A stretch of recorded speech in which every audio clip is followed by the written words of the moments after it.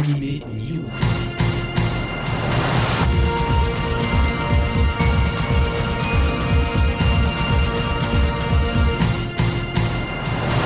Salut à tous, c'est Alex, vous êtes bien sur Generic Kids et il est l'heure de votre rendez-vous avec le manga, l'animation japonaise comme chaque semaine.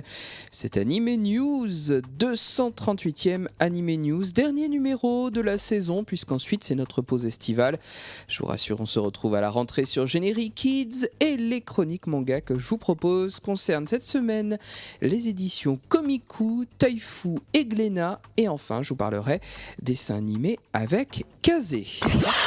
In These Worlds revient avec un deuxième volume tout aussi torturé que le premier. Le brillant duo d'artistes que sont Jun Togei et Narcissus nous en dévoile un peu plus sur ce qui a précédé la séquestration de Katsuya. Les auteurs nous entraînent dans des méandres de souvenirs, de sensualité, mais également des méandres de folie. In This World est bien plus qu'un yaoi, c'est, je vous l'avais dit il y a un an, un véritable thriller, un polar sublimé par un trait et un dessin somptueux et délicat. Un dessin qui tranche d'ailleurs avec la psyché absolument abominable de Shinohara, le tortionnaire de Katsuya. In This World, volume 2 est lui aussi disponible dans une édition luxueuse, tout comme l'avait été le volume 1, à réserver bien entendu à un public adulte, majeur et averti, et surtout à vous procurer absolument aux éditions Taifu, c'est sorti début juillet, In This World, tome 2. Komiku propose le tome 2 de The Ancient Magus Bride, signé par Korei Yamazaki. L'auteur, qui était présente à Japan Expo, dépeint l'improbable romance entre un sorcier dont la tête est un crâne cornu, il s'appelle Elias, et une jeune fille désespérément seule, Chise. D'assistante, d'apprentie, elle est destinée à devenir son épouse. Elle semble très douée d'un mystérieux pouvoir, mais elle va toutefois très vite comprendre que ses jours sont comptés, ce qui ne l'empêche pas de rester aux côtés d'Elias et de lui être fidèle.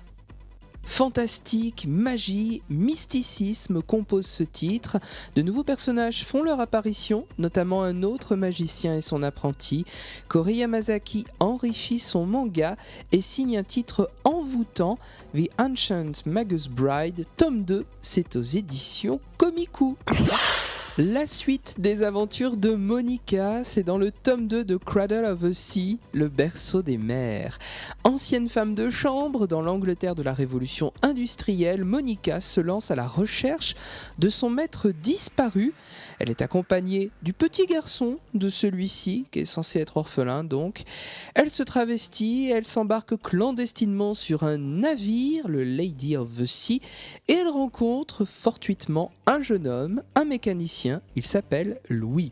Tous les trois font croire qu'ils sont frères, et les voici donc embarqués à bord du Lady of the Sea avec tout ce que cela comporte comme péripéties. La traversée commence et entre tempête et embrouille, on va pouvoir en apprendre un peu plus sur la rencontre entre Monica et son maître disparu. Flashbacks donc sont au menu.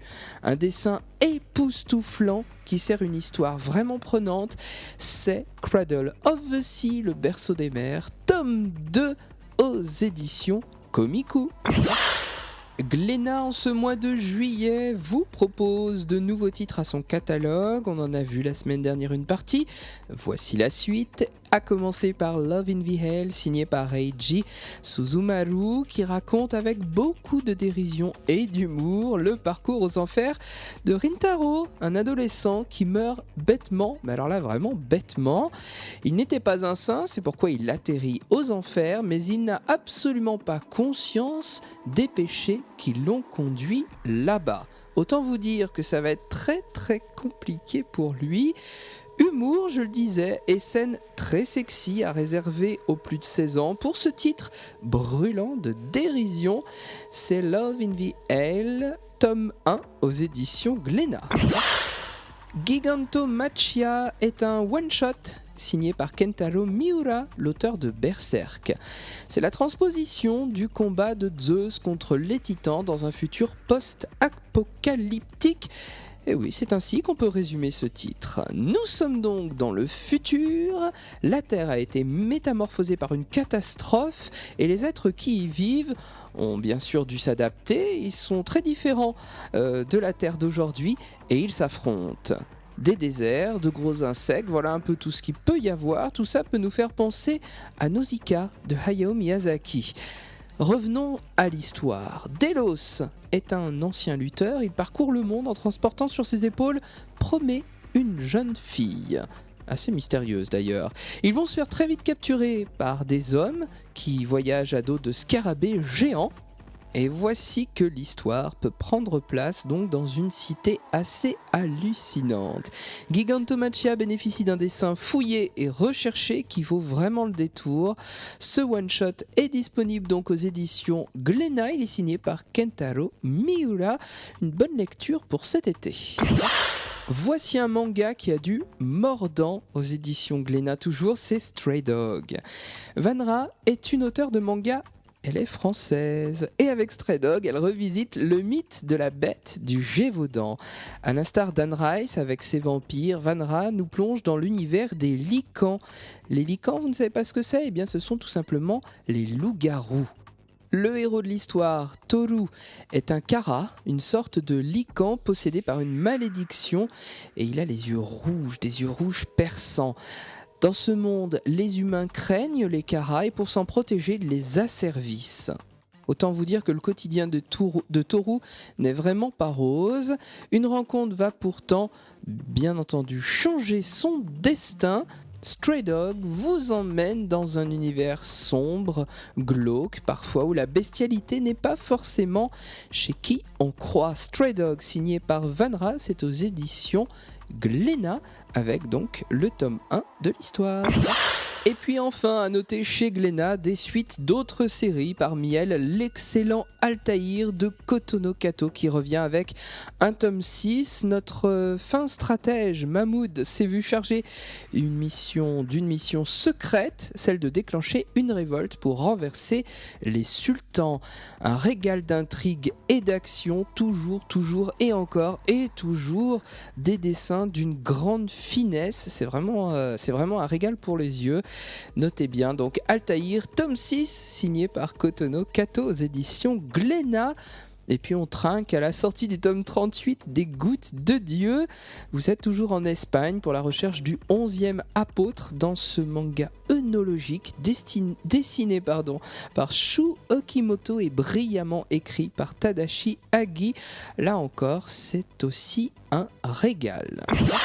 Dans un style moins seinen et plus shonen, casé depuis le 1er juillet, faites un honneur à Toriko. Toriko, vous savez, ce gastronome. Eh bien, Toriko bénéficie d'un coffret manga aux éditions Kazé.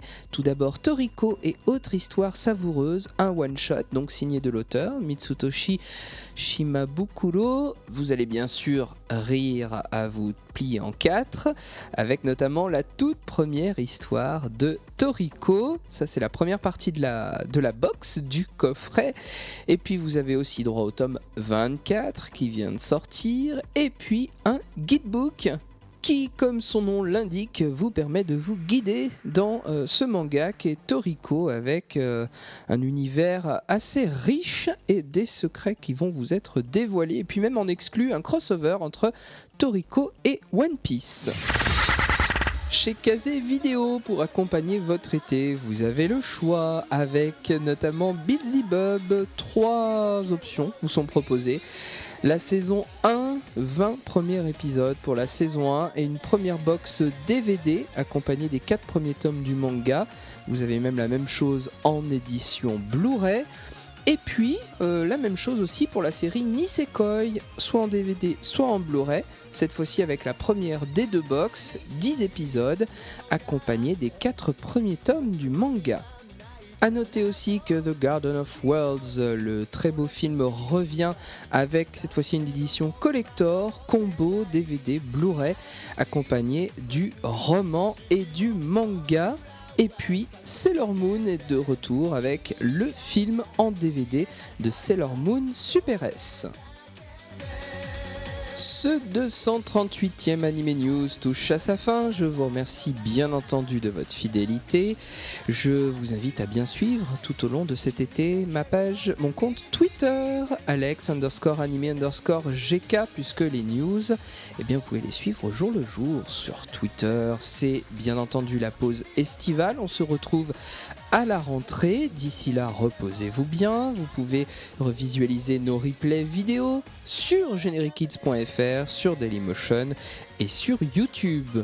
Il ne me reste plus qu'à vous souhaiter un agréable été, un agréable mois d'août à l'écoute de Generic Kids. La musique ne s'arrête pas.